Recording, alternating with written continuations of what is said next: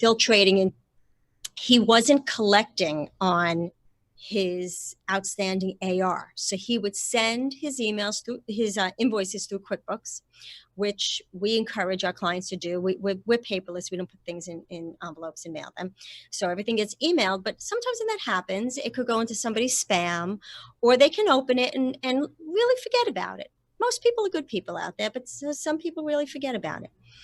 And he never followed up. He had so much open receivables, he didn't follow up. We had someone on our team make phone calls, just simple phone calls. Do you know how many people gave us their credit card over the phone? I'm like, in one day, the first day, like, Mike, we just collected $8,000. So, so that just getting the cash in, it's not good enough to do the business and getting back to that revenue. That's great if you have high revenue, but if you don't bring the cash in, you have no money to take home either.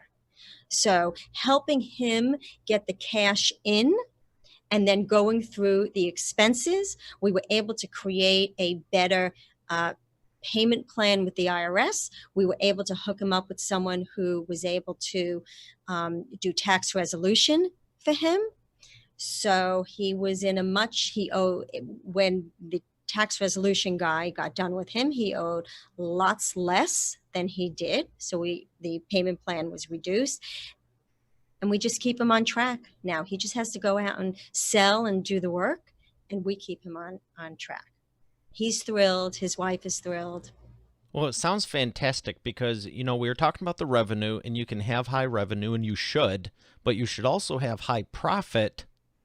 And it sounds like the third thing I'm hearing is don't forget to collect the money also. Exactly. You have if to it's collect not in the your money. account, it's better than not having it, but it's still owed to you and you should be on top of it. Yeah. And you have to know that if someone hasn't paid you in 30 days, that 30 days is going to go into 60 days very, very quickly, because either they forgot. If they don't remember after 30 days, they're not going to remember. Or they're taking advantage, because now, the what if longer you they have hold on to what if cash. you have an agreement where it's like net 30, net 60, net 90, and you have Well, an understanding? That's different. Then you Okay. have to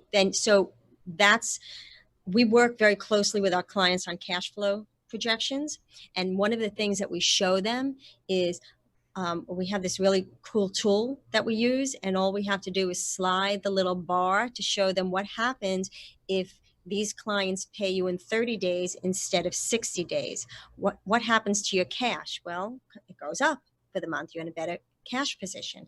And then reverse of that is what happens if you pay your vendors in 30 days instead of 15 days, or so forth. So you want to pay your vendors a little slower, but you want to collect on your cash quicker. And you see the difference of what that means to your cash. And when you have cash, you can purchase merchandise that you need for your business to, depending on the business. You may need to buy materials to work on a job. If you don't have the cash, you can't do that. And you can also get more favorable rates. 100%. Yes, you can. Yes, you can if you're looking to borrow. Yeah, hard to borrow when you have poor cash flow. Well, not even necessarily for borrowing, but like even with the, we were talking about the internet or softwares or the building or whatever. It's, hey, what if I gave you, all 12 months up front? Oh, right, like that. Yeah. You don't need to borrow it, but you know what? Why don't you knock off 1 or 2 or 6 of these months? Exactly. I love that. I love to get free months. We do that all the time. Yeah, it's true. So I love what you're sharing, and I just want to ask you, what else is one other thing that's a big game changer for businesses that they can do that's an easy win? Because I realize you said talked with a tax resolution. I realize that might be 3, 6, 12 months, but that's a huge win and good for him. Yeah. What is something that's like real easy that someone can do in 30 days or less to just make a big difference? Well, I mean, just at a basic level, if they're not reconciling their bank accounts, you got to reconcile your accounts. That's just bookkeeping, accounting 101. And you need, if you don't reconcile your accounts, you don't know that your numbers are correct. And there's a lot of businesses that, because many times clients come to us and their books are a mess. They come to us for a cleanup of that first, and they haven't been reconciled in years. Years. So they think they Let me know. ask you this. What percentage of entrepreneurs come to you and the books are messed up? Is it 50-50, I'm going to 90-10? say that I'm not going to say what percentage of entrepreneurs, because I can't really answer for everyone, but out of Oh, I the think I could. prospects that come to us, at least 50%. That seems low. Usually That seems low, yeah, honestly. it's got to be more, because very rarely, I mean, yeah, it's definitely more. It may not be years, but there's definitely months of cleanup that we have to do. Very rarely do we take somebody on that that it's a seamless transition. The only time that would happen is if they were working with somebody really, really good, and either that person is leaving, or for whatever reason, maybe I don't know what the other reasons could be, but for other reasons, they are leaving that firm and they're coming to us. Which just happened recently. We just had somebody, I reviewed the books, and I'm always looking to find something. I want to show them something, and it was a stretch on this one to show them something. Um, but yeah, so they had everything up to date, but it Well, is good for it them. is rare. Yeah, Yeah, and I know it some is people are really good about it, but I want to make it abundantly clear for expert authority world. If your books are jacked up, straight up, get them fixed, but don't feel bad about it because it's no, not not at your all. skill set or temperament. I found with coaching a lot of people, speaking to audiences over the years and everything, it's like, oh, I feel so bad about XYZ. It's like, this isn't what you do. Otherwise, you'd have an accounting business. Right. It's Exactly. it's a different temperament, and it's Exactly. vital. It's why I wanted to feature you, because so many people, I don't want to say so many people, there's a lot, I have a lot of clients, and there's a lot of people that have their stuff together, but there's also a lot of people who don't. So depending on who you are, how far along in business you are, if you're in the first couple 1, 2, 3, 4, 5 years versus 10, 20, 30. I mean, if it's 30 years and you're still having them jacked up, I've had clients who come to me and I'm asking them about marketing and stuff. And I said, hey, could we get a client list? I just want to look at, see how many clients do you have? How many do you, if you say you want to grow them 10% and you have 100 clients, okay, cool. We need to get you 10 or 20 more new clients and you're happy. And I go, do you have the records? What about an email blast? Or email broadcast, I should say. I actually hate that word, blast. No one wants to get blasted with anything. But it's like, Right. how big is your list? What are we working with for warm traffic versus cold, this, that, the other thing? And they're like, oh, Suzanne has that in a box in the back. I'm like, what do you mean in a box in the back? And I'll never forget, one of them had 34 years of the clientele, Wow. thousands. Good for Wow. them. In a I box. was trying to wrap my head around Right. how they weren't Right. digitized, though. Yeah. And I go, well, this is going to be hook, line, and sinker in 30 to 60 days from now from a marketing standpoint, but your assistant's going to hate me. Yeah. He started laughing. He goes, why is that? I go, we need all this where we can do something with it. It does you no good or us no good in a box. And he laughed. I go, we need these digitized in the next week. And did they do it? Yes. Wow. But 30 years of records. So here's the thing. You can still grow and have a profitable business because it's Right. pretty much who I work with. But it's just astonishing to see some of the stuff behind. And I'm like, you have this many post-its for real? I'm like, okay, we need to get you what's called a CRM. And I'm like, you've been around longer than I've been alive. This is, okay, Yeah. cool. So You step see that one. sometimes. I'm sorry. You see that sometimes when the business also gets handed down. So you have, the family that didn't adapt to, electronics and computers and internet and doing things like that, and wants to hold on to those paper receipts. And then when they hand it down to, their son or their daughter, they try and bring things up to date. Yeah, if it's That's if it's always not digitized and all that, it's hard to hook into anything that's really going to give you a boost. right. And I try and tell people that that receipt that you got from the gas station that you're holding on to in an envelope, when the IRS comes to look at it, it's going to be blank. The ink will not be visible anymore. You must scan it in. It's no, they want to hold on to this paper, but I didn't think that about that. Yeah, Yeah, they do that fade. that paper I'm talking about. It usually get them from the gas station, but you get it from some other stores too. The ink fades in 7 years. It's not going to be there anymore. Yeah, I remember when fax machines first Right, came right. out That with kind of machine. Right, that paper. the The thermal thermal paper. paper. That's it. Right, the thermal Stuff's paper. That's what crazy. it It's is. Yeah, useless. yeah. I mean, it's good for about a day, but Right. not record, Exactly. not archival. No, Um, no. I've seen stuff on the financial side. So let me ask you about QuickBooks before Ah, we go to the sponsor. So QuickBooks, you were talking about getting that money in. Can mhm. you set an invoice to after 7 days if it's due on receipt and it's not paid? Can you set QuickBooks to send a reminder weekly, biweekly, monthly? With QuickBooks Online, I don't think you can set it to do that automatically. You might be able to do it in the desktop, but I'm not sure. Okay. But definitely not. Yeah, that's still a manual process. So that's why we rely on looking at the reports. And that's something to Yeah, consider because I can say from a marketing standpoint, following up on that would be a leads, great feature, though. Yeah, it's no different. If you reached out to someone yeah. and it's a week later and you haven't heard back, reach out Reach again. out again. Right. Like you Reach said, out again. that 30 days turns actually Mhm. that 10 days turns into 30 and the 30 turns into Yeah, 60, 90, and it's like, well, I don't want to yeah. bother them. It's like you called them one time when they weren't there. Exactly. And we get that too. Oh no, don't call. We'll go through the AR list, and if we're going to make calls for clients, we'll go through that AR list, and we'll sit, go with the business owner. And sometimes they don't want us to call certain people. They have a special relationship, and we respect that, of course. But then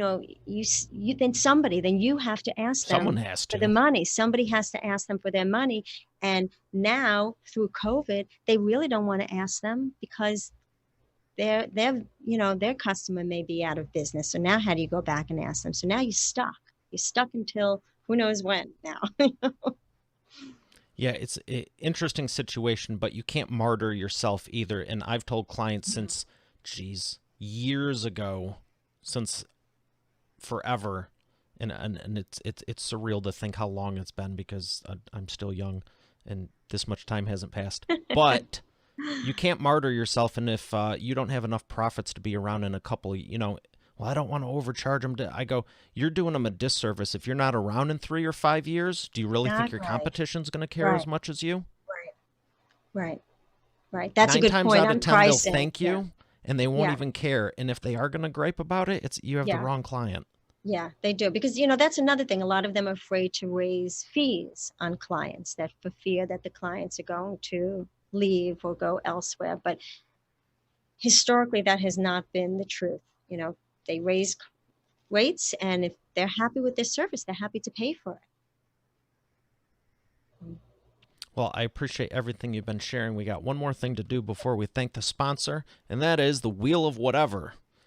I love this thing because it always gives the question I need right when I need it, and it always ends right where I need it to stop, which is right here today. It's rigged. And the question is, what would you do for a company that is on the verge of bankruptcy and failing? How would you turn it around in 30 to 60 days? So it goes back to the numbers. So we're going to look at the expenses, but if they're on the verge of bankruptcy, we really have to start looking at the revenue and the cost of goods. It depends on what type of industry it is. So if it's a manufacturer, what are the cost of goods? Because there's hidden expenses in there. Are you e-commerce and you have everything on Amazon and you haven't negotiated with them? There's hidden fees that you don't realize. So it's just about really doing a deep dive. Also, that's the time to think about, as much as we don't want to lose the client, that's the time to think about, can you get a buyer? Let's go out. Maybe there's an acquisition out there. It may not just be in your numbers. We may have to get a buyer to bail you out. Love that. You didn't hesitate for a second. Love the We went, expert we went authority through that insight. recently. Oh, really? Okay. Well, that's why it was We on the had we wheel. You had saw two, where it we had landed. two, and they both got acquired actually. Wow, good for them. So yeah, That's yeah. awesome. All right, we're going to thank our sponsor. Oh, you're going to like this. We're going to thank the sponsor, and we'll be back for the imperfect action round. Invest automatically, save for later, and spend today. In That's why I 2012, love Acorn set out on a Acorns. I mission used to think help spare anyone change save and would be invest. different. Saving and investing was an old Today, fashioned we've helped over business 3 million people process. take control, And it's grow, game and invest in their You're not unlimited leveraging potential. compounding interest in your And so we business. ask ourselves, Automatically. what's next?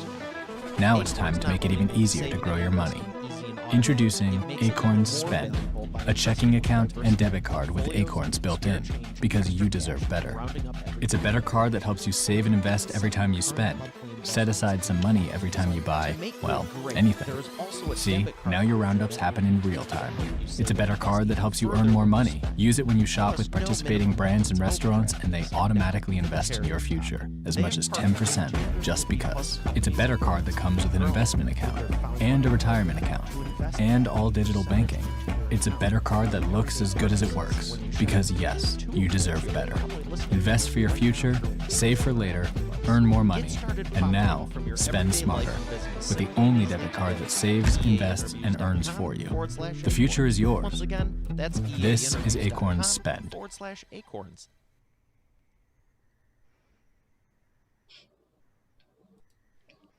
And we are back with the imperfect action round. Judy, are you ready to take imperfect action?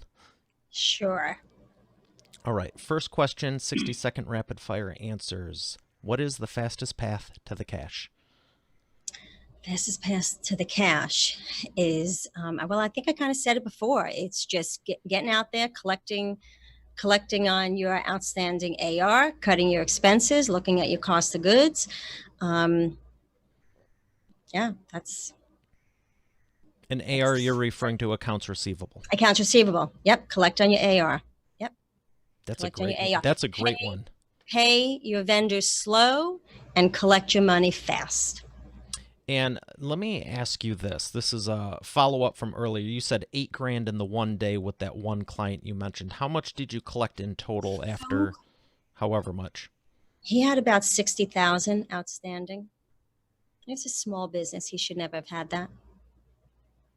So you could go out and sell 60,000, but if you have that bad habit, you're going to need to collect 120,000, or you could just collect the money you already have and you'd have 60 extra thousand. It's so simple. And most people, when we called them, oh, I'm so sorry, I forgot. Here's a credit card.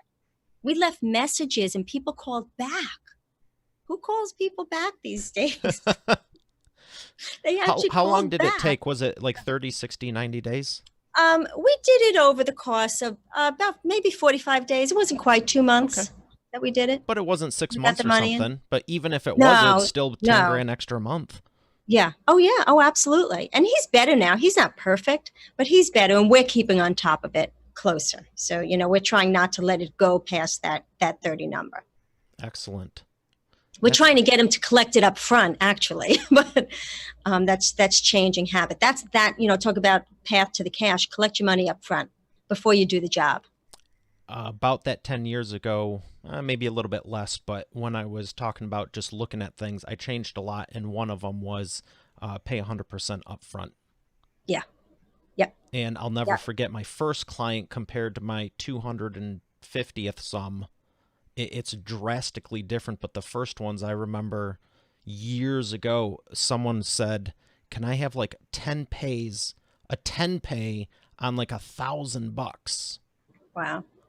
And now I'm like, someone just wired me 10 grand. This is way better. Yeah. Oh, yeah. And now that's not hanging over for the course of whatever's going on. Right. You can enjoy it, and I believe you're doing them a disservice by breaking it up because it's on their mind and they can't put everything into it the way they would. Yeah. Yeah. And we did a similar thing about, 6, 7 years ago. We changed, and instead of sending our clients monthly invoices with how much time we spent, we went to a fixed fee, and we just ding the account on the first of the month. I don't have to go and open up envelopes. I'm not in waiting mode. I used to always be in waiting mode, waiting for that money to come in.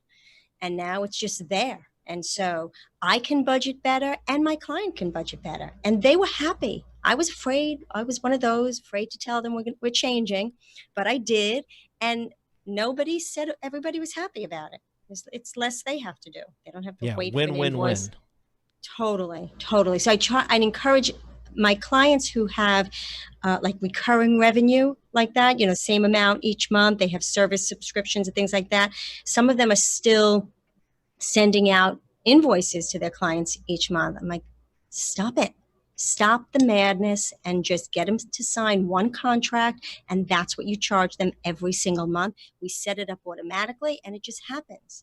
It's less work for you and it's less work for them.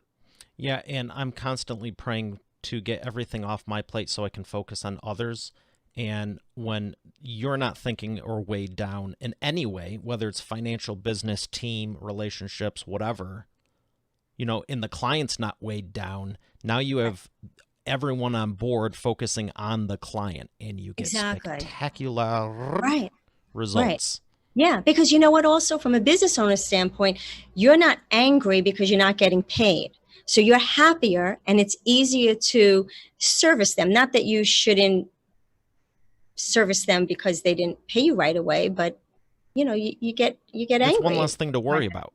Exactly. Everybody's happy. Yeah. So let me ask you number 2. What is the biggest problem you see your prospect making and the fastest way for them to fix it? My prospects, well, like I said, they come with messy books. Just get them cleaned up, reconcile the accounts. You find a lot of, you find your errors. It's your checks and balance. Somebody must reconcile those books in there. You find things when you reconcile. You find things that you put in QuickBooks that does not belong. You can find something that was never entered into QuickBooks, so your register is wrong. Things that were not posted to the correct account. So, you look at your P&L, you have negative amounts on there. Just reconcile. Excellent. Number 3, what is the best way to maximize customer lifetime value? That's a marketing question. Just nurture the relationship. Always don't take them for granted. Always nurture. Pick up a phone. Just check in. We Zoom with our clients, as I said, every month, but I'm not on all of those calls because I have a staff. So I try and make it my business to check in every now and then. And sometimes that's a call. Sometimes it's a card. Sometimes we don't wait for holidays to send them something. If we know that they had a baby or bought a house or something like that, or took a really cool trip, we make those calls or send a little something. You just got to nurture the relationship, let them know you're there, or else they'll forget about you. Excellent. What are some books you could recommend to Expert Authority World that have helped you? I loved Good to Great. That was one of my favorite books. The Rockefeller Habits. Those are old books. The E-Myth book. I love the E-Myth books. There's a few of them. They're industry specific. I like those. But I do a lot of reading. I do a lot of business reading from different groups that I've belonged to. They may not necessarily be books, but more, white pages or documents or things that different organizations have put out. Excellent. And that's a great tip right there to not only focus on self-growth and business growth, but industry specific. Yeah. I've done a lot of industry specific reading. That's helped me a lot. I do a lot of both myself, and I can say some of the industry specific stuff, and it might be timely. It might be outdated in 6 months, but it might give you a 3-month advantage now. Oh yeah. Oh, absolutely. And just a lot of collaboration with other colleagues. But on the flip side, that's why I like the books I look for books that are 100 years old or older, because it's like, if it worked then, it's going to work now. Yes. In theory, except for the paper that's sitting in the drawer. You have to translate it. All right. Well, you have shared so much, and I thank you for it. Where can we find more about you and your company? Best thing is my website, www.jaddefs.com. And if someone contacts me through the website and they mention that they've heard me on here, I can give them a free analysis, their books. Excellent. Well, thank you for making that available. My pleasure. Judy, it's been a pleasure. I want to say thank you again. And I know Thank Expert you. Authority World thanks you. Thanks for having me, Mario. It's been fun. All right, Expert Authority World, we have another great episode here today. I'll see you tomorrow. Have a great day, and God bless.